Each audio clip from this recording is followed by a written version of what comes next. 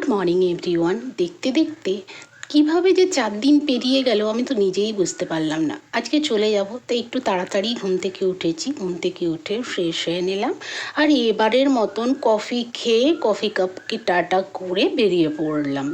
একটু সকাল সকালই বেরাতে হয়েছে, কারণ বাস ছিল আমার ওখানে 6টায়, আর ঠিক ওই 7:45 নাগাদ আমাকে নামিয়ে দিল খড়গপুরে।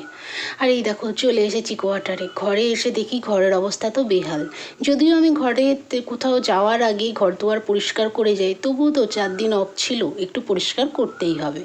আর বাস স্ট্যান্ডে নেমেই না টিফিনটা কিনে নিয়ে এসেছিলাম, কচুরি ঘুগনিই নেবো ভেবেছিলাম। তারপর যখন দেখলাম যে না, একটু ঝালের সঙ্গে মিষ্টি না খেলে ঠিক ঠিক জমছে না, তাই একটু দুটো মিষ্টিও নিয়ে এসেছি। তোমরা কে কে এরকম ঝালের সঙ্গে মিষ্টি খেতে পছন্দ করো অবশ্যই কমেন্ট করে জানিও। বাস, এরপর আর তাকাবার সময় পাইনি। গিয়েছিলাম থানায় জয়েন্ট করতে, সেখান থেকে ফেরার পথে মাছ সবজি সব কিছু বাজার করে ঘরে আনলাম। আর আমার হেয়ারের অবস্থা তো খুবই খারাপ। আজ যেহেতু জয়েন্ট করার পর নাইট ডিউটি আছে, তাই ভাবলাম আজকেই যা ব্যবস্থা করার করতে হবে। তাই একটা হেয়ার প্যাক চটপট বানিয়ে নিলাম, আর বানিয়ে নেওয়ার পর সেটা চুলে অ্যাপ্লাই করে নিলাম। ব্যাস 45 মিনিট মতন রেখেছিলাম, আর তারপরে ভালো করে ওয়াশ করে নিলাম। এরপরে একদম ঠাকুরের পুজো দিয়ে লাঞ্চে বসলাম 2:30টার সময়। আমার স্পেশাল রান্না, সব সবজি দিয়ে ভাত।